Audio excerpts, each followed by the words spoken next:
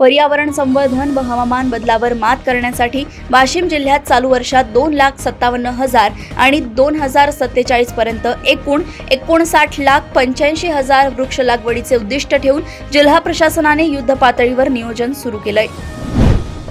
बुलढाणा जिल्ह्याचा साक्षरता दर 83.4% पोहोचला असला तरी वारसदार म्हणून मुलालाच प्राधान्य देण्याच्या सामाजिक मानसिकतेमुळे 0 ते 6 वयोगटातील बाललिंग गुणोत्तर अजूनही चिंताजनक आहे।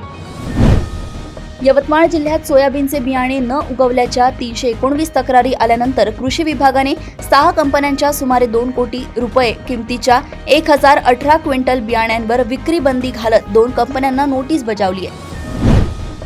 अकोला महानगरपालिकेतील राखीव प्रवर्गातून निवडून आलेल्या 37 नगरसेवकांना जात वैधता प्रमाणपत्र सादर करण्यासाठी राज्य शासनाकडून 6 महिन्यांची मुदतवाढ मिळाल्याने त्यांना मोठा दिलासा मिळालाय।